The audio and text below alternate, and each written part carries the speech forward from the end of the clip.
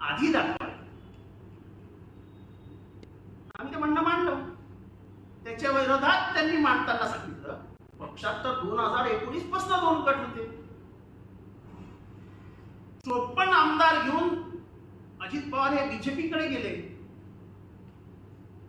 पण ते हे सांगायला विसरले की 54 आमदारांचं पत्र हे गटनेत्यासाठी सही करून ठेवलं होतं. ते इथल्या गद्दार पदाधिकाऱ्यांनी कोणालाही न विचारता डुप्लिकेट चावी वापरून ते पत्र नेऊन दिलं. चोरलेल्या डॉक्युमेंटच्या आधारे सरकार स्थापन करण्याचा प्रयत्न झाला आणि 12 वाजेपर्यंत म्हणजे त्याच सकाळी शपथविधी झाल्यानंतर 12 वाजेपर्यंत महाराष्ट्राला चित्र स्पष्ट झालं की 40 आमदार तर पवार साहेबांबरोबर येऊन मागे बसले. मग ते मागे आले.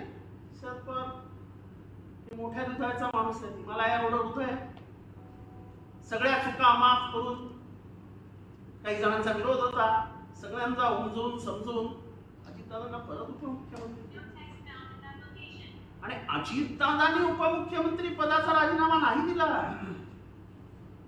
जेव्हा सरकार पडलं आणि माननीय उद्धव ठाकरे साहेबांनी जेव्हा राजीनामा दिला तेव्हा अजित पवार राजीनामा न देता बाहेर पडले कारण का मंत्रिमंडळच गडगडलं. त्यांना उपमुख्यमंत्री करा असं पत्र कोणी दिलं? ज्या जयंत पाटलांच्या इलेक्शनवरचे ऑब्जेक्शन घेत आहेत त्या जयंत पाटलांनी. त्यांना लीडर ऑफ ऑपोजिशन केलं गेलं 1 महिन्यात. त्याचं पत्र कोणी दिलं? जयंत पाटलांनी. त्यांचं म्हणणं आहे जयंत पाटलांचं इलेक्शनच झालं नाही. मग असं जर सगळंच अनधिकृत असेल तर माननीय सुनील तटकरे हे एकेकाळी या पक्षाचे अध्यक्ष होते. त्यांनी स्वतः सांगावं की त्यांचं इलेक्शन अधिकृत होतं का अनधिकृत होतं. हा त्यांनी कधी घेतलंच नसतं अध्यक्षपद तर ठीक आहे. पण आम्ही बघितलंय ना ते अध्यक्ष होते. म्हणजे 22 वर्षात 24 वर्षात तुम्ही शरद पवारांचं सगळं वागणं काढून दाखवता पण तुम्हाला मिळालेली फळं त्याबद्दल काहीच बोलत नाही. ह्या पक्षामध्ये खूप वाद होते हे दाखवण्यासाठी खोटं पत्र सादर केलं 54 आमदारांच्या सहीचं. मी तर कुठल्याही परिस्थितीत सहीच केली नसती. असं काय असतं? आम्हाला कसं काय तुम्ही गृहीत धरता की आम्ही होतो? आम्ही नव्हतोच. मी तर नव्हतोच आणि मी तर नसीनच. पण शरद पवारांना दुनियाचा सर्वात मोठा विलन ठरवून आता इलेक्शन कमिशन समोर जाऊन अशी मऊ भूमिका का घेतात मला कळत नाही. तुम्ही त्यांना सगळे शब्द वापरले हुकुमशाह, ऑटोक्रॅट, मालक, फिफ्डम. फिफ्डम म्हणजे राज्य प्रमुखासारखे वागले वगैरे. लोकशाहीवर विश्वास नाही. निवडणुका ह्या त्यांना माहीतच नाहीत. सगळं बोलून दाखवलं. सगळे आमदार मोजून दाखवले. केरळाचे 2 आमदार जे आमच्या बाजूने आहेत त्याचं म्हणणं तर काय त्यांना वाटलं नाही की 2 आमदार यांच्या बाजूने. त्यामुळे काल जे काही झालं ते निव्वळ कॉन्ट्राडिक्शन होतं आणि कव्हर करण्यासाठी केलेली वादविवाद होते. त्या ज्येष्ठ विधी तज्ञांबद्दल मला आक्षेप असण्याचं काही कारण नाही. पण त्यांची बाजू मांडताना त्यांनी निष्कारण सगळ्या गोष्टी दडवण्याचा प्रयत्न केला त्याचं मला आश्चर्य होतं. जे जे घडलंय ते लोकांच्या जनतेच्या समोर आहे. राष्ट्रवादी काँग्रेस कोणी स्थापन केला आज जर आत्ताच्या 5 वर्षाच्या मुलालाही विचारलं तर त्याचे आई वडील त्यांच्या कानात सांगतील शरद पवारांचं नाव शरद पवार. पिचडांपासून भुजबळांपर्यंत भुजबळांनंतर पाचपुतेंपासून गुजराती साहेबांपर्यंत या पक्षाचे अध्यक्ष कोण होते कसे झाले या पक्षामध्ये 10-15 जणांची कमिटी बनवून त्यांच्या विचार विनिमय घेऊनच साहेब निर्णय घेत असे हे तुम्हाला पत्रकारांना पण माहिती आहे. आणि या 15 जणांमध्ये प्रमुख हे 9 जणच असायचे. फक्त तुमचं खटकलं कुठे की तुम्ही आग्रह धरायला लागलेत की आपण बीजेपी बरोबर जाऊयात, आणि पवार साहेबांनी भूमिका घेतली काही झालं तरी चालेल, मी बीजेपी बरोबर येणार नाही, मला जायचं तुम्ही जा. पवार साहेबांनी कोणाला रोखलं नाही. इतक्या मोठ्या मनाचा माणूस आहे, म्हणायला पाहिजे होतं की मला 20-20 वर्ष मंत्री केलं आणि तुम्ही आता मला सांगता पवार साहेब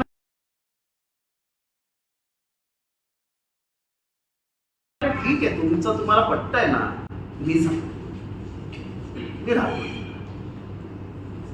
मी जबरदस्ती तुमच्याकडनं राजीनामा काढण्याचा प्रयत्न केला, त्यांच्यावर मानसिक दबाव आणण्याचा प्रयत्न केला, त्यांच्या वयाचा, त्यांच्या तब्येतीचा काहीच विचार केला नाही. आणि आता सुप्रीम कोर्टात सांगतात की आमचं त्यांच्याबद्दल काही म्हणणं नाही. सगळे दुःख, सगळ्या यातना ज्या इथे लागतील सगळ्या आता एकदम नाही घातली असं म्हणायचं. तेव्हा महाराष्ट्र हे नाटक ओळखतंय, महाराष्ट्र हे नाटक ओळखतंय. तुमच्या चेहऱ्यावर वाईट देतानाचं विकृत हास्यही महाराष्ट्राच्या लक्षात येते. जे होईल ते होईल, पण शरद पवार हे शरण जाणारा माणूस नाही, तो रडणारा माणूस आहे. तो माघार घेणार नाही, तो लढेल. आणि भले तुमच्यापेक्षा संख्येने आम्ही कमी असू, पण आम्ही पण तेवढ्याच ताकदीने लढू, कारण का आम्ही आमिषासाठी पुढे गेलेलो नाही.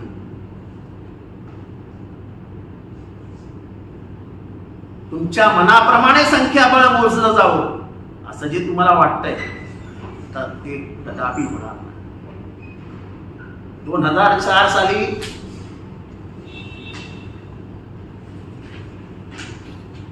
ये सन्माननी शरद पवारांविरुद्ध केस केली होती की हा पक्ष माझा आहे. तेव्हा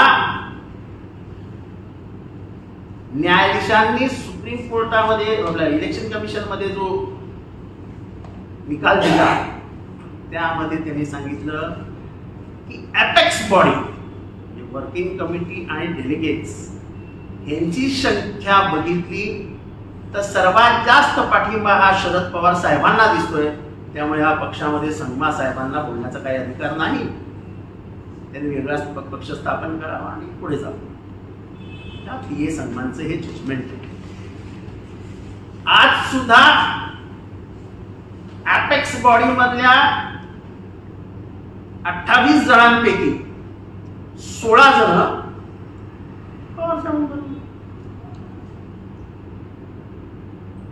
578 डेलिगेट्स पैकी 300हून अधिक 350हून अधिक डेलिगेट्स आमच्या बरोबर आहेत.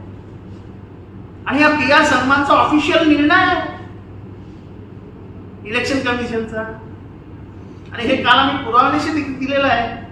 जे अपेक्स बॉडीचे डेलिगेट्स आहेत त्यांचे ऍफिडेव्हिट्स आहेत. ह्याच्यात पण त्यांनी सांगितलंय की शरद पवारांनी ऍफिडेव्हिट्स दिले आहेत अपेक्स बॉडीचे, जे तुम्ही दिलेले नाही. म्हणजे ह्याच्याबद्दल नाही बोलत मी, हे सन्मान बद्दल. आम्ही सगळ्यांचे ऍफिडेव्हिट्स दिलेले आहेत. आमचे काही 500 ऍफिडेव्हिट्स त्यांनी खोटे असल्याचं सांगितलं. तुमचे 25,000 खोटे ते जाऊ द्या, ते जाऊ द्या. Affidavits was not a problem. It shouldn't be taken into consideration. का तुमचे 25,000 खोटे म्हणून it shouldn't be taken into consideration. मेलेल्या माणसाचा अफिडेव्हिट तुम्ही करता, it shouldn't be taken into consideration. आम्हाला त्याच्याबद्दल काय म्हणायचं आहे. पण काय जे काय नाट्य अभिनय त्यांनी उभय केला आणि डिस्प्यूट असल्याचं दाखवलं की ह्या एनसीपी मध्ये 2019 नंतरच गडबड घोटाळा सुरू झाला होता. त्यांच्या भाषेत the rumbling had started in 2019. Then why did Ajit Pawar return back to the fold? Why did Ajit Pawar take the oath as Deputy Chief Minister under the leadership of Uddhav Thackeray?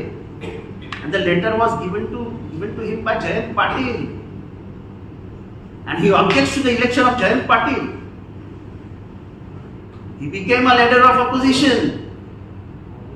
The letter was given by Jayant Patil. And the prerequisite of any dispute which comes to the election commission, there is a prerequisite that you should have a dispute as a party before you come to the election commission. That is what paragraph 15 of Simple's order says. They time and again went and told the election commissions, we have no objections about Mr. Sharad Pawar.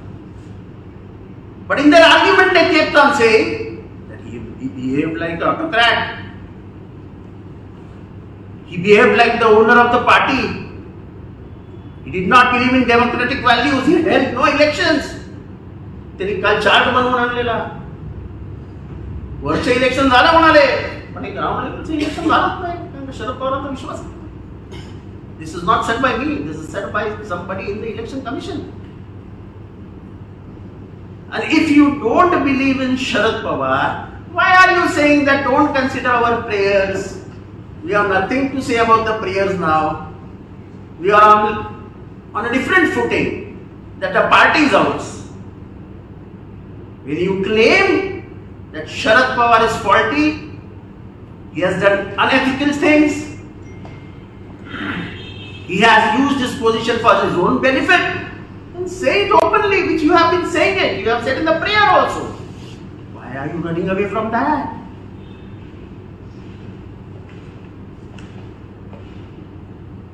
So yesterday's arguments by the advocate of the opposition party, of the opposition of the Sharad Pawar Sahib's group, which is Mr. Ajit Pawar, was completely discoordinated, contradictory, and had no sense of reality.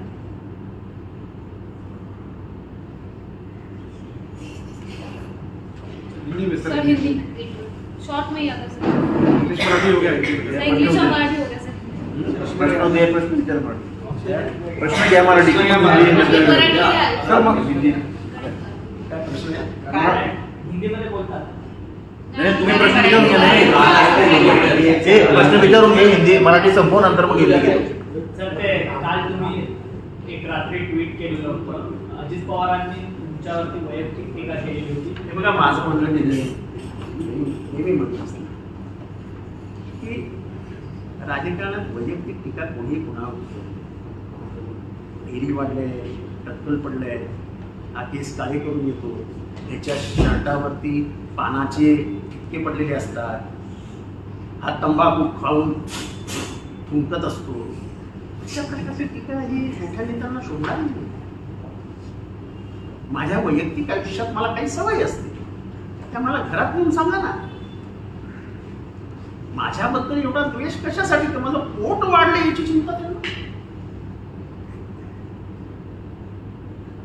मला जर phone करून सांगितलं असतं जितेंद्र पोट वाढतंय, heart attack वगैरे करतील, जरा सांभाळ, तर मला त्यांच्याबद्दल प्रेम आदर वाढला असता. पण भर पत्रकार परिषदे माझं पोट हे व्यंग आहे असं दाखवण्याचा हिडीस प्रकार हा द्वेषातूनच आला ना. आणि हा द्वेष माझ्याबद्दल कशासाठी?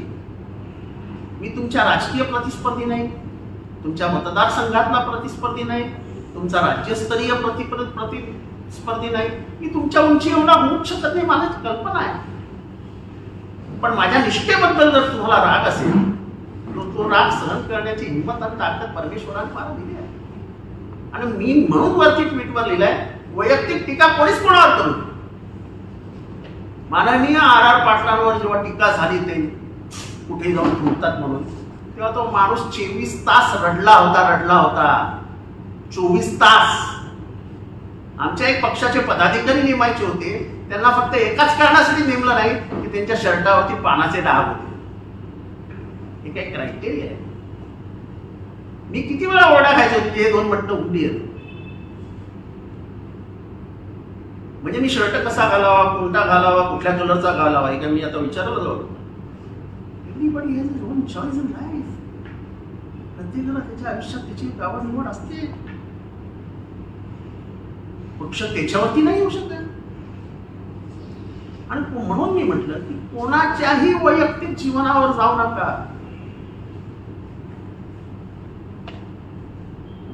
तुमची जर ॲर्नॉल्ड श्वार्झनेगर सारखी बॉडी असती तो गोष्ट वेगळी. म्हणून मी जे काल ट्विट केलं, दरवेळेस काय झाले जितेंद्र आव्हाड, दरवेळेस काय झाले जितेंद्र आव्हाड, दरवेळेस काय झाले जितेंद्र आव्हाड. का तुम्हाला दुसरं नाव सापडत नाही का? जितेंद्र आव्हाड बोलल्यावर कोण काही बोलणारच नाही, त्याच्यामध्ये कोण उभं राहणार आहे? छोट्या काळात समाजातलं आहे, मात टाकली काय होतंय? तसं नाही होत. मला पण स्वाभिमान आहे, मला पण मित्रपरिवार आहे, मला पण विचारण्यात म्हणजे काय तुझ्या पक्षात तुझ्या डेअरीबद्दल पण बोललं जातं असं विचारलं मला अनेक लोकांनी. व्यक्तिगत टीका कोणीही कोणावर करू नये. म्हणजे हे द्वंद्व लढलं जाणार. वैचारिक असावं ना, बुद्ध हे नेहमी वैचारिक असावं. मी वैचारिकच बोलतोय ना. मी आजपर्यंत माझ्या 32 वर्षाच्या राजकारणात अजित दादांबद्दल एकही वाक्य वापरलेलं नाही. पण जेव्हा जेव्हा त्यांच्यावर प्रसंग आला, पहिला प्रसंग जेव्हा त्यांच्यावरती दादोजी कोंडदेवचा पुतळा कापला गेला, जेव्हा पहिला आरोप झाला, तेव्हा त्यांच्या वतीने भूमिका घेणारा पहिला माणूस जितेंद्र आव्हाड. 70,000 कोटी रुपयाचा घोटाळा झाला, तेव्हा टीव्हीवर जायला कोणी तयार नव्हतं. तेव्हा 10 दिवस टीव्हीवर कल्ला लढवणारा माणूस जितेंद्र आव्हाड. जेव्हा तुमच्या बंगल्यांविषयी, ते बंगले कुठे उभारले गेलेत, काय उभारले गेले त्याच्यावरची चर्चा झाली, तेव्हा ते टीव्हीवर जाऊन तुमची बॅटिंग करणारा जितेंद्र आव्हाड. लवासा प्रकरणी तुम्ही केलेल्या इरिगेशनच्या परमिशन चुकीच्या आहेत, या कशा खऱ्या आहेत हे पुराव्यानिशी सर्व विरोधी पक्षांसमोर सिद्ध करणारा टीव्हीवर जाऊन जितेंद्र आव्हाड. पूर्तीमध्ये तुम्ही 3 दिवसात एक फाईल सही केली, असा जेव्हा तुमच्यावरती आरोप झाला, तेव्हा मी जाऊन म्हटलं 3 दिवस अजितदादा चुकले. अजितदादा 3 मिनिटात सही करणारा माणूस आहे हे बोलणारा जितेंद्र आव्हाड. मग मी कुठे चुकलो दादा? होय, मी शरद पवारांबरोबर आहे मरीन, पण मी तुमच्या व्यक्तिगत आयुष्यात, व्यक्तिगत तुमच्यात कधी काय बोललो? किंबहुना तुमच्यावर बोललोच नाही कधी. तुम्ही पहिल्या मीटिंगमध्ये सुद्धा माझ्यावर बोललात, त्याच्यानंतर झालेल्या सगळ्या मीटिंगमध्ये माझ्यावर बोललात. मी इतका मोठा नाही की मी शरद पवारांना काही समजून पक्ष करू शकतो. हा तुमचा समज गैरसमज आहे का माहित नाही, पण सोयीस्कररित्या महाराष्ट्राला हे समजून देण्याचा तुमचा प्रयत्न महाराष्ट्र, कारण का महाराष्ट्राने बघितलंय साहेब कोणाचे ऐकायचं. साहेबांच्या घरात सकाळी सकाळी कोण जण, किती जण जायचे ना, तर कधीच नसायचं त्याच्यामध्ये.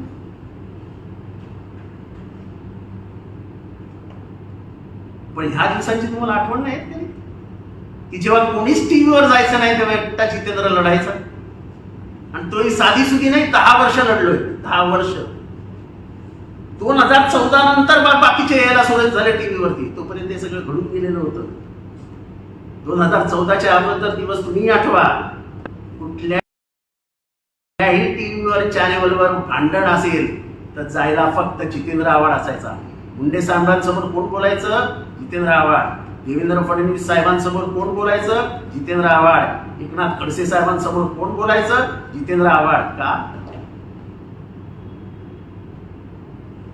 70,000 कोटीचे डॉक्युमेंट्स मला का दिले तुम्ही? कारण का मला ते समजू शकत होते आणि मी त्याच्यातनं पटकन उचलू शकत होतो, म्हणून मला दिले. मी तुमच्या काहीच उपयोगी पडलो नाही का? तेव्हा माझ्यावर व्यक्तिगत आरोप करू नका, मी ते सहन करणार. बाकी माझ्या राजकीय जीवनावर जे बोलायचं ते बोला, मला काही वाटत नाही. आज त्याच्यावरती पुन्हा केलेल्या ट्विटवरती अजित पवार गटावर असं म्हटलं जाते की तुम्हाला या संदर्भात माफी मागायला लागते.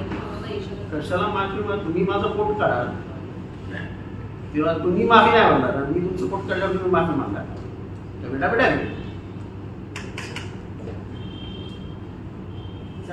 इंडिया आघाडीची बैठक तात्पुरती रद्द झाली, कारण का सगळ्यांची संवाद साधणं, संपर्क करणं थोडंसं जड जात होतं. त्याच्यामुळे थोड्या दिवसांनी मीटिंग घेऊया असं सगळ्यांनी मिळून मिसळून ठरवलं. परंतु नितीश कुमार यांचं म्हणणं आहे की सातत्याने बैठका होतात, परंतु त्यात बरोबर आहे ना? त्यांच्या अनेक नेत्यांच्या अनेक वेगवेगळ्या विचारसरणी आहेत, अनेक वेगवेगळे विचार आहेत, आणि त्याचा इम्पॅक्ट या इंडिया आघाडीमध्ये येत्या काळात होणार का? कारण काही इम्पॅक्ट होणार नाही. आपला वैचारिक शत्रू कोण आहे हे सगळ्या पक्षांनी ठरवलेलं आहे. त्याच्यामुळे ज्यांना हा मुद्दा घालायचा आहे ते अशा अफवा पसरवत आहेत. पण या अफवांना काहीही अर्थ नाही. सर, महाविकास आघाडीच्या ज्या लोकसभेच्या जागा वाटपाच्या बैठका होत्या त्याही 5 राज्यांच्या निवडणुकासाठी थांबलेल्या होत्या. आता त्या बैठका होतील अशी अपेक्षा आहे, पण काँग्रेस ज्या बार्गेनिंग पॉवरसाठी थांबलेली होती त्यांना वाटलं होतं की आपल्याला ह्या चर्चा ह्या पत्रकारांच्या असतात, त्या राजकीय नसतात. अशा त्या हवेतले पक्ष मोठे होतात.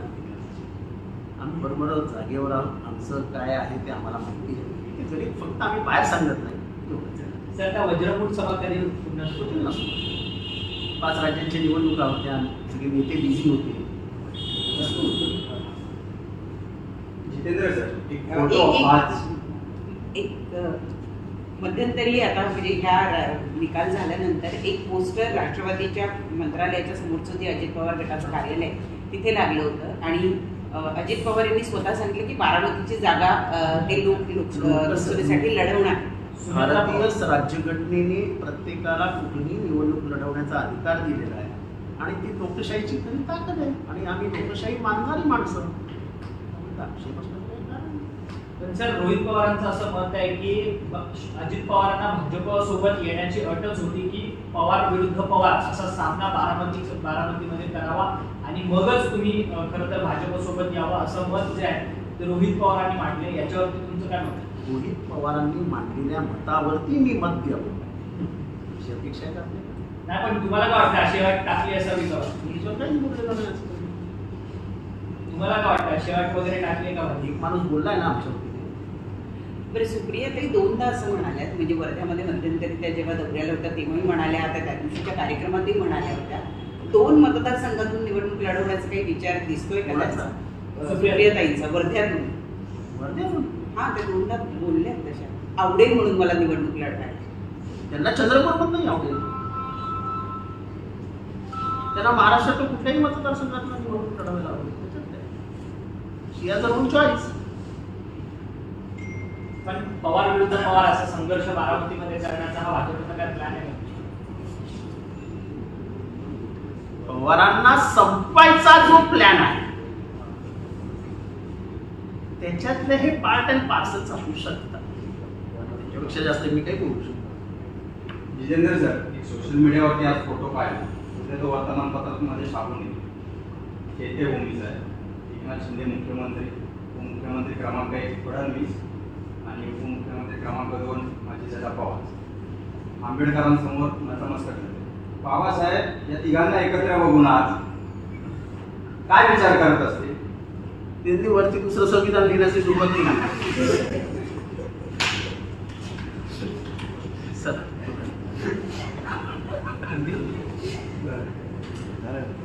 झालं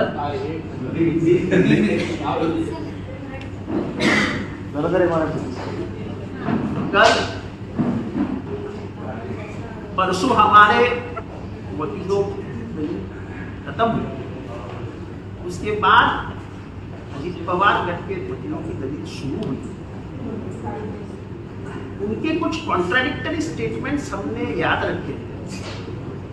पहले दिन यानी 4 तारीख को उन्होंने कहा कि सब विधायक इकट्ठा एकत्रित होना ये बहुत अवघड है, बहुत मुश्किल है. और कल उन्होंने कहा कि सब विधायक एकत्र होके इकट्ठा होके गुस्से से कह रहे थे कि हमें शरद पवार नहीं चाहिए, हमें अजित पवार चाहिए. फिर उन्होंने बताया कि ये प्रेयर जो हमने लिखी है जिसमें हमने शरद पवार को सभी चीजों से हटा डालो, ये प्रेयर के तरफ ध्यान न देना. हमको शरद पवार के इलेक्शन से कुछ लेना देना नहीं. अगर उनको आपको लेना देना नहीं तो फिर पार्टी और सिंबल की मांग रहे हो भाई. फिर इलेक्शन कमीशन सिंबल ऑर्डर में पैराग्राफ 15 में कहा गया है कि इलेक्शन कमीशन में आने के पहले पार्टी में 2 ग्रुप है वो दिखाना पड़ेगा. 30 तारीख के पहले तो आपको भी मालूम है कि कोई ग्रुप था ही नहीं. इतना ही नहीं, 30 तारीख को इन्होंने जब चुनाव आयोग में गए उसके बाद दूसरे दिन एक पत्रकार परिषद को एड्रेस करते हुए अजित पवार ने खूब मैं लीडर ऑफ अपोजिशन हूं ऐसा कहा. तो एक तरफ तुम इलेक्शन कमीशन में सबमिट कर देते हो और दूसरे दिन कहते हो कि मैं लीडर ऑफ अपोजिशन हूं. तो यानी ये कब साइन हुआ, कब गया, इसके ऊपर भी सवाल निशान पैदा हो जाता है। फिर ये थोड़ी सी गड़बड़ थी, ये दिखाने के लिए वो कहते हैं कि 2019 में 54 नामदारों की सही लेके अजित पवार बीजेपी में शामिल हो गए थे।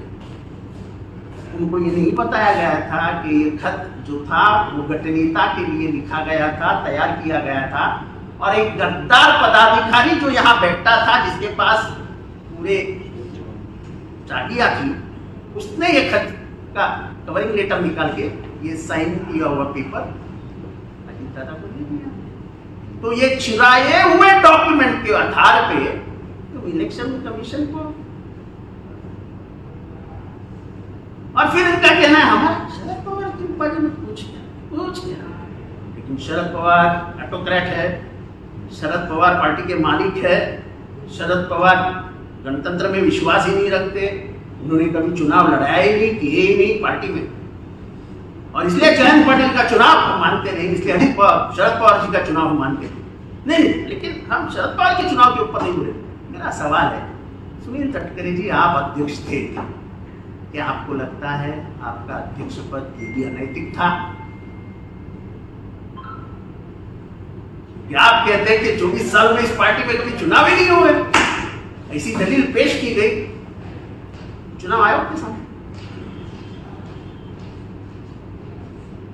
नहीं, वो जो कागज पे बता रहे चुनाव आयोग में जो आरोप लगा रहे और सबको लेकर, वो बाहर क्यों नहीं बोलते? आपको क्या लगता है कि ये ड्यूअल स्टैंड क्यों ले रहे हो? ये अभी हमको उनका स्टैंड क्यों क्या है, ये हमको मुझे कोई लेना देना। मैं जो सत्य बता रहा हूँ, ये पेपर के ऊपर बता रहा हूँ कि इलेक्शन कमीशन को लिखा गया एक खत, जिसके नीचे सिग्नेचर है माननीय प्रफुल्ल पटेल साहब, और 1999 के बाद दो ही लोग इलेक्शन कमीशन के संपर्क में थे। एक थे पीताम्बरम मास्टर, जो हमारे इलेक्शंस के इंचार्ज हुआ करते थे, सेंट्रल इलेक्शन अथॉरिटी के इंचार्ज हुआ करते थे, और उसे वाइस प्रेसिडेंट के रूप में प्रफुल्ल पटेल जी, जो प्रफुल्ल पटेल जी ये कहते कि वाइस वर्किंग प्रेसिडेंट का कोई पद ही नहीं था, वो आज वहां जाके वर्किंग प्रेसिडेंट बने, और वर्किंग प्रेसिडेंट के अधिकार से उन्होंने अजित पवार जी को राष्ट्रीय अध्यक्ष घोषित कर दिया।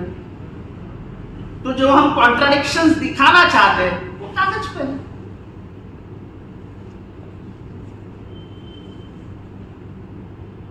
अपने आप को सबसे दूर रखने के लिए आप शरद पवार के ऊपर, ऐसे शरद पवार जी के ऊपर चुनाव आयोग में हम कुछ नहीं बोलेंगे कह के सब बोल देते हैं।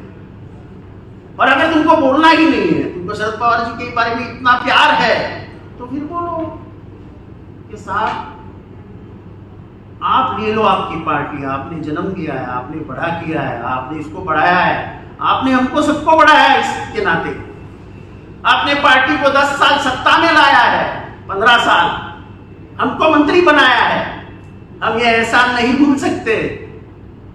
और इसलिए हमारी थोड़ी मन दुख है आपसे, हम बाजू में हट जाते हैं, अपनी पार्टी बनाते हैं, अपनी पार्टी का एक निशान देते हैं। अब आपको बताएंगे कि हम कितने कर्तव्यवान हैं।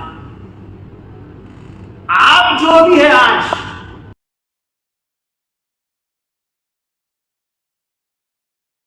वो सिर्फ शरद पवार के कर्तृत्व के ऊपर हो, वो ये पूरा महाराष्ट्र जानता है। और सब एक दूसरा सवाल है कि संतील कुमार ने एक स्टेटमेंट दिया था कल, गोमूत्र स्टेट का था बीजेपी डीएमपी के जो संतील कुमार है, उन्होंने कल एक बयान दिया था कि बीजेपी उन्हीं राज्यों में जीतती है जो गोमूत्र स्टेट से है। तो उसको लेकर बीजेपी और इंडिया अलायंस के लोग कह रहे हैं कि ये जो डीएमपी के लोग हैं इंडिया अलायंस में, और ये हमेशा सनातन के विरोध में बोलते हैं और गोमूत्र, गाय माता और सब अपमान कर रहे हैं। देखो, कोई गौ माता का अपमान नहीं करता, आपको मालूम नहीं है। पोंगल का जो दूसरा दिन होता है, पोंगल जो सबसे बड़ा त्योहार है दक्षिण भारत का, उसके दूसरे दिन गाय की पूजा की जाती है। कुछ वर्ग अगर ऐसा कहता है तो इसका मतलब ये नहीं कि दक्षिणात्य लोगों का भी का है, पर इसका इस्तेमाल अगर आप फिर धर्म और जात के लिए करोगे, साउथ और नॉर्थ इंडिया के लिए करोगे, तो आपका वो धर्म सर, इंडिया अलायंस की जो बैठक होनी थी उसे पोस्टपोन किया गया है। इस इलेक्शन के रिजल्ट्स के बाद एक मंथन होना था, वो थोड़ा डिले होगा। तो ऐसा है, इलेक्शन अभी खत्म हुआ है, ऐसा भी कुछ नहीं है कि हम हार गए, लेकिन जो वो परसेंटेज है, उनकी संख्या है, वो अच्छी है, कोई बुरी नहीं है। कुछ शंकाएं हमारे मन में है, जो कल उद्धव ठाकरे जी ने बोल के दिखाई, और मैं तो हमेशा ही बोलता हूँ, देखो मैं बयान नहीं बदलता हूँ, आपके सामने भी मैंने 10 बार कहा है कि अगर चुनाव में 1% भी किसी को शक है तो उस शक की तरफ ध्यान दें। अगर अमेरिका, जर्मनी, फ्रांस, नीदरलैंड सब पश्चिमात्य देश ईवीएम से हटके बैलेट पे आए हैं, तो हम भारत जैसे एक विश्व के सबसे बड़े गणतंत्र के मालिक ये आग्रह क्यों करते हैं कि हम ईवीएम पे ही बने रहें? जो उद्धव ठाकरे जी ने कहा उसका मैं समर्थन करता हूं, ये चुनाव करो ना, except it as a challenge. आपके पास जनसंख्या है, लोक संख्या है, आपके पास मतों की संख्या है,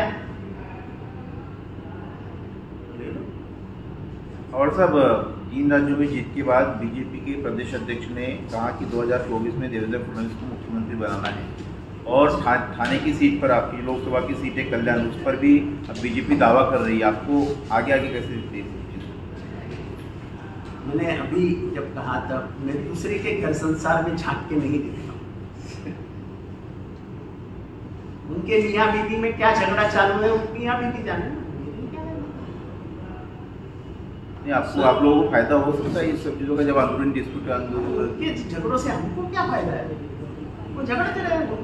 आपको क्या लगता है पिछले 1 साल में बहुत दोस्त बन के प्यार कर रहे थे क्या एक दूसरे से? आपको ऐसा लगता है? कभी वो गांव चला जाता था, तो कभी ये गांव चला जाता था, कभी ये घर में बैठ के सो जाता था, तो कभी ये पूजा करने चला जाता था, तो ये बहुत अच्छी थी क्या?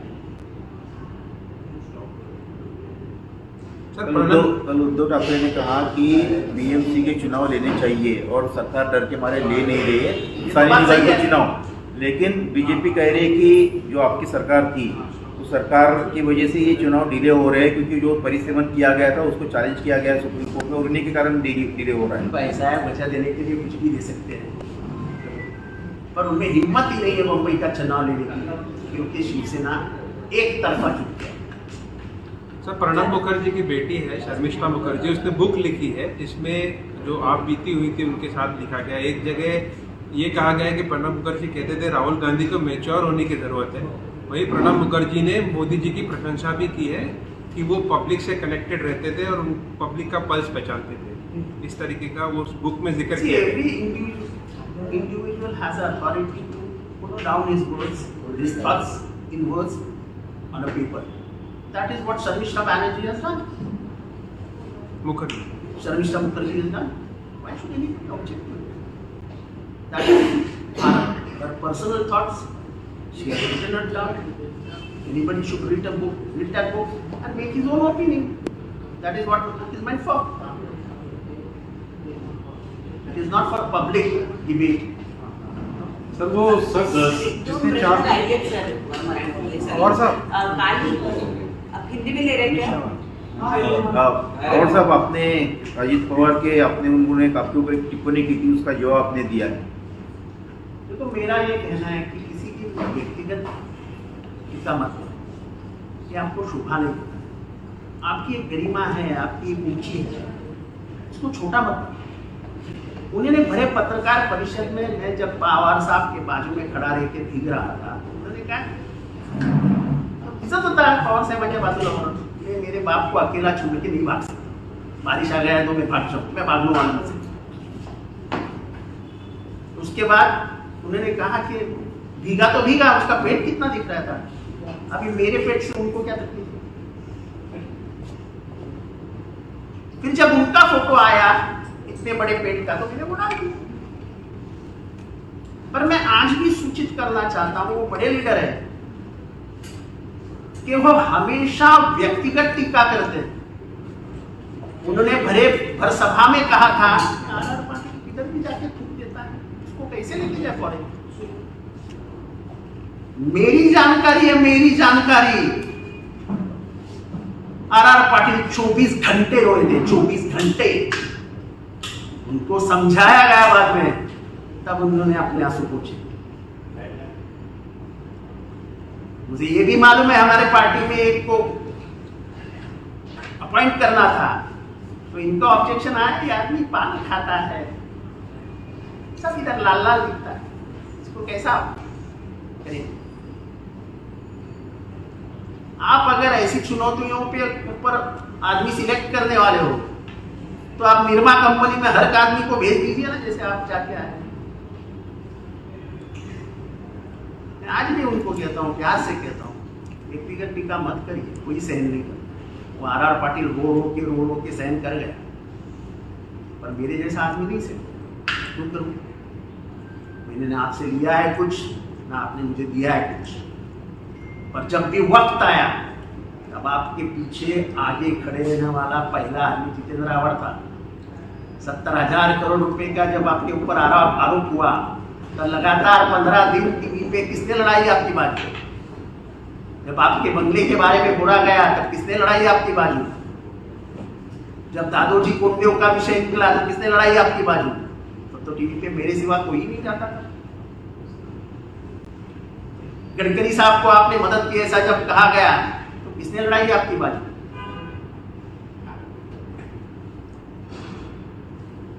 तो अपना अपना एक संबंध हुआ करता था, रहा था।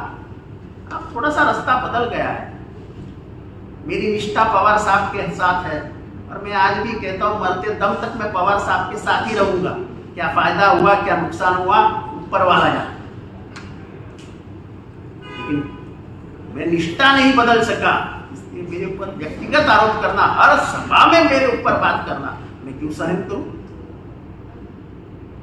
हर पत्रकार परिषद में आप जितेंद्र रावण को टारगेट करोगे, क्यों? मैं आपके बराबरी का नेता नहीं हूं, मैं कोई आपका स्पर्धक नहीं हूं। मैं जात से, पैसे से आपसे इतना बड़ा नहीं हूं, लेकिन स्वाभिमान रखता हूं। मुझे कोई भी बोलेगा तो मुझे बर्दाश्त नहीं होगा। वैचारिक लड़ाई लड़ो ना मेरे साथ, मैं कभी भी तैयार हूं। पर ये काना है, इसके टोले आंखें हारी है, ये बोलने को कौन बोलता है? आपके घाया है, कौन बोलता है? मत बोलो। मेरी आंखें सुंदर है, मैं घाया हुआ तो क्या हुआ? मेरी आंखें सुंदर है, इसके ऊपर कोई आक्षेप ले सकता है क्या? इससे ज्यादा बात नहीं कर सकता।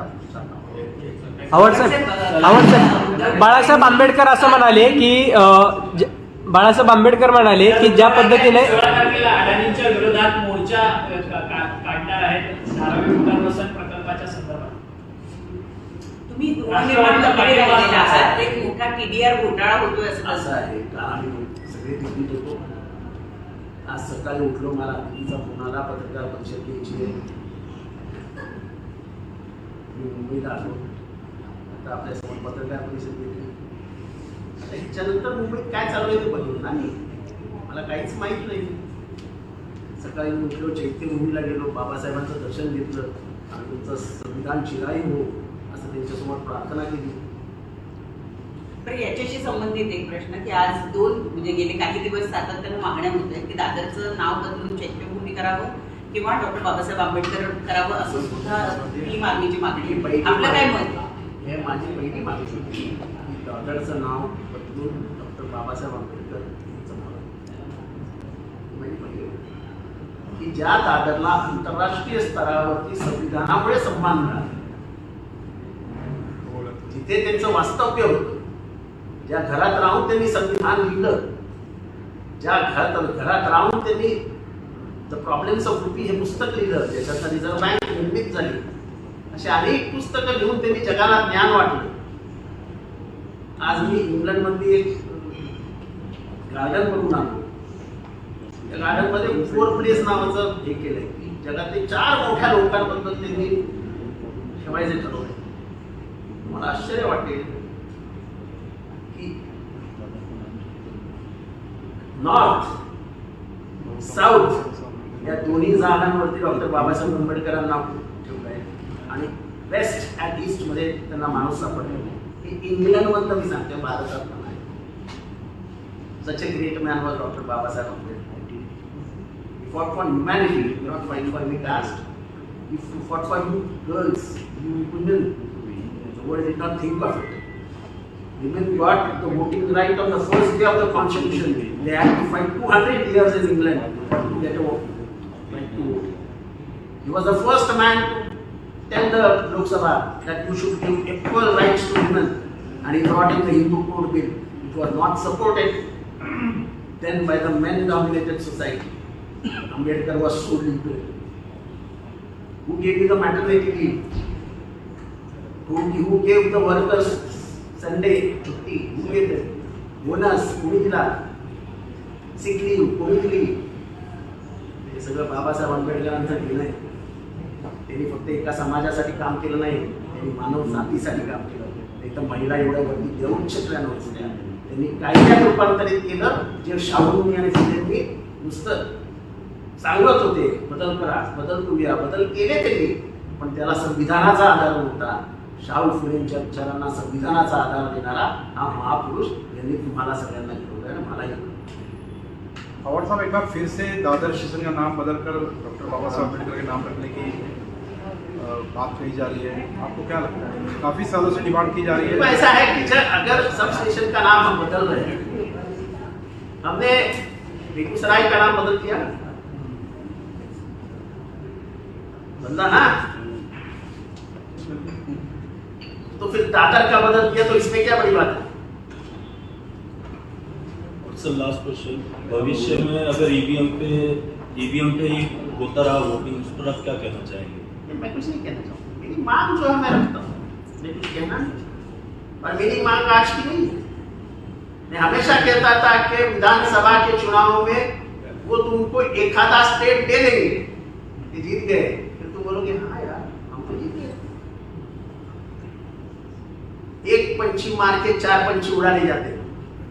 पवार साहब, आपने बोला कि 54 विधायकों का जो घटनेता वाला पत्र था, यहाँ से किसी पदाधिकारी जो गद्दार पदाधिकारी चोरी करके वहाँ लेके गया, ऑफिस में तमाम जगहों पे आप सीसीटीवी फुटेज हो गए, तो चुनाव आयोग में सब हमको मालूम है ना, किसने दिया क्या दिया, वो सीसीटीवी फुटेज भी तो पेश कर सकते हैं आप. सब है हमारे पास, चिंता न करें.